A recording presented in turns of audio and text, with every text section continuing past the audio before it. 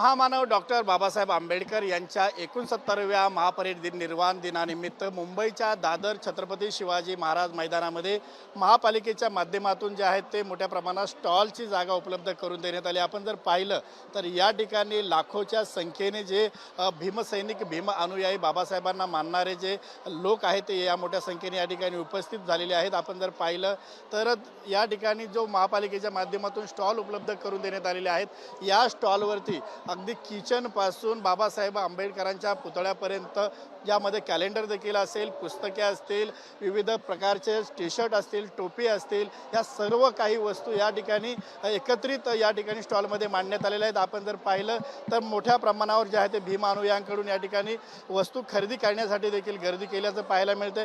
वेगवेगळ्या प्रकारची पुस्तकं या ठिकाणी जी आहेत ती चालली जातात आणि नंतर त्यांची किंमत जी पाहून आहे ती या ठिकाणी ग्राहकाकडून खरेदी केली जातात। आपण या ठिकाणी काही पुस्तक खरेदी करण्यात आलेले तरुण देखील आहेत, त्यांच्याकडून जाणून घ्या। दादा, काय सांगशील, कुठलं पुस्तक घेतोय आपण? पुस्तक देखील चालत आहात, नेमकी कुठल्या पुस्तकाची आपल्याला शोध घेत आहे, काय सांगशील? या ठिकाणी डॉक्टर बाबासाहेब आंबेडकरांच्या विचारांवरती वेगवेगळ्या प्रकारची पुस्तके या ठिकाणी उपलब्ध आहेत। तर या ठिकाणी बौद्ध धम्माच्या रिलेटेड किंवा संविधानाच्या रिलेटेड किंवा बाबासाहेबांची आत्मकथा झाली, बाबासाहेबांनी वेगवेगळ्या क्षेत्रामध्ये दिलेलं आपलं जे योगदान आहे त्या संदर्भात या ठिकाणी आम्हाला म्हणजे आताच्या तरुण पिढीने त्याचं वाचन केलं पाहिजे। तर या ठिकाणी मोठ्या प्रमाणामध्ये या ठिकाणी पुस्तकाची विक्री होत आहे आणि आम्ही या ठिकाणी पुस्तकं पाहण्यासाठी आलेलो आहोत आणि आम्ही खरेदी करणार आहोत। अनेक पुस्तकं या ठिकाणी आहात, नेमकं तुम्ही कुठल्या पुस्तकाची तुम्ही पाहणी करताय? कुठलं पुस्तक तुम्ही जे आतापर्यंत वाचलं नाही आणि वाचण्याचा प्रयत्न करत आहात? आम्ही या ठिकाणी बाबासाहेबांची या ठिकाणी माझी आत्मकथा एक मला या ठिकाणी पुस्तक बघायचं होतं आणि ते मी खरेदी करणार आहे। आतापर्यंत कोणकोणती पुस्तकं वाचली? बाबासाहेबांनी देखील सांगितलं होतं, शिका, संघटित व्हा, संघर्ष करा, आणि आपण नेहमी म्हणतो की वाचाल तर वाचाल। मग आतापर्यंत कोणकोणती पुस्तकं आपल्याकडून वाचून झालेली आहेत आणि आता नेमकं कुठलं पुस्तक घेणार आहात? आम्ही बाबासाहेबांची एक जग बदलणारा बाप माणूस हे सुद्धा पुस्तक खूप छान आहे। किंवा बाबासाहेबांनी दिलेले रिझर्व्ह बँक ऑफ इंडियाचे मध्ये जे योगदान आहे, दी प्रॉब्लेम ऑफ इंडियन रुपी, हे पुस्तकसुद्धा त्यामध्ये बाबासाहेबांचं जे आर्थिक धोरण होतं या देशासंबंधित ते पुस्तकसुद्धा छान आहे। किंवा घटनेसंदर्भात असेल किंवा बाबासाहेबांनी दिलेले संविधान असेल, त्या संविधानसुद्धा वाचणं खूप गरजेचं आहे। नक्कीच या ठिकाणी भारताचे संविधान देखील पुस्तक विक्रीसाठी आलेलं आहे। काय सांगाल दादा, पुस्तक आपण भारताचे संविधान हातामध्ये घेतलंय, विकत घेण्याचा विचार करताय, वारंवार सत्ताधारी असेल किंवा विरोधक असेल यांच्याकडून संविधान खतरे में असं म्हटलं जातं, खरंच संविधान खतरे में असं वाटतं आपल्याला?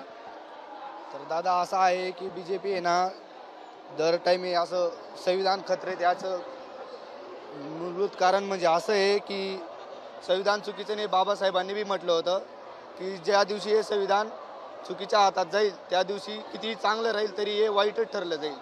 आज ते असं दिसतंय आपल्याला सगळीकडं। आणि जे आता जे सरकार आहे ना, ते परत परत आपल्याला आहे ना, पूर्ण जे नागरिक आहेत, सामान्य नागरिक आहे ना, त्यांना अशा गोष्टींमध्ये अडकून राहिले जे की आपण आहे ना, काही गोष्टींवर आपण आवाज उचलला नको पाहिजे बुवा, त्यासाठी आपल्याला आहे ना या अशा गोष्टींमध्ये आपल्याला अडकून राहिली। नक्कीच या ठिकाणी अजूनही काही नागरिक आहेत पुस्तक खरेदी करण्यासाठी। बाबा, काय सांगाल, आपण देखील पुस्तक खरेदी करण्यात आला, कुठलं पुस्तक शोधताय नेमकं? भारताचे संविधान आज हे माझ्या हातात।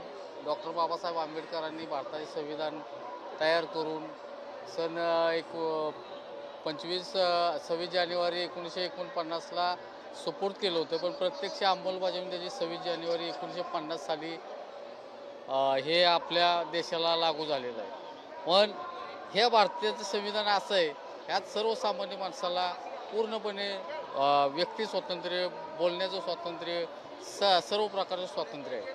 तर काही समाजकंटक लोक विनाकारण याबद्दल काही बरळत असून त्याबद्दल त्यांनी जाणीवपूर्वक याची विटंबना सुरू आहे आणि त्यांनी माझ्या मते तर याच्यावर सखोल अभ्यास करावा आणि भारताचे संविधान हे जगात म्हटलं तरी हरकत नाही, एक नंबरचं संविधान आहे। नक्कीच भारताचं जे संविधान आहे जगात एक नंबरचं संविधान आहे। संविधानाने आपल्याला अनेक स्वातंत्र्य दिलेले आहेत, मात्र आज या काळामध्ये खरंच स्वातंत्र्य आपल्याला मिळतंय खरं?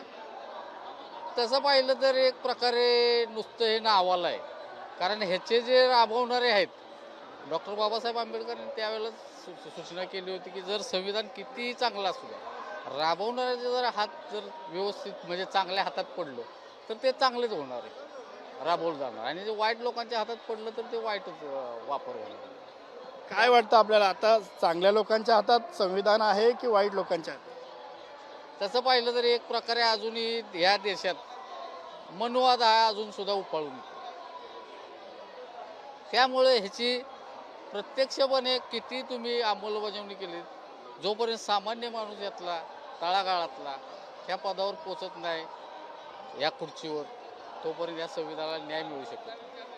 नक्की बाबासाहेबांनी देखील सांगितलं होतं, शिका, संघटित व्हा, संघर्ष करा. लोक शिकतायत, संघर्षही करतात, मात्र संघटित होताना दिसत नाही. काय वाटतं आपल्याला? काय झालंय, आत्ताची पिढी कशी आहे, देखावा आहे,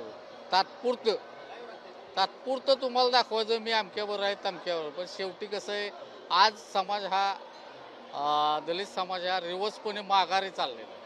जे बाबासाहेबांनी सांगितलं होतं, जर तुम्हाला माझा म्हणजे समाज जर पुढे नेता आला नाही तर निदान मागं तरी त्याला घेऊन जाऊ.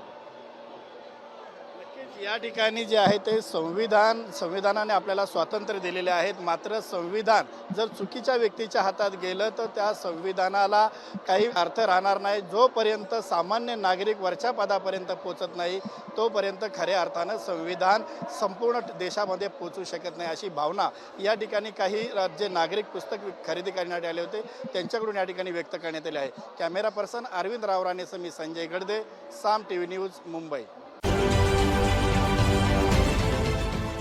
देश विदेशातील प्रत्येक घडामोडींचे लाईव्ह अपडेट मिळवण्यासाठी आता साम टीव्हीच्या सर्व सोशल मीडिया प्लॅटफॉर्मला लाईक, फॉलो आणि सबस्क्राईब करा. तसंच सर्व नोटिफिकेशनसाठी बेल आयकॉन प्रेस करायला विसरू नका.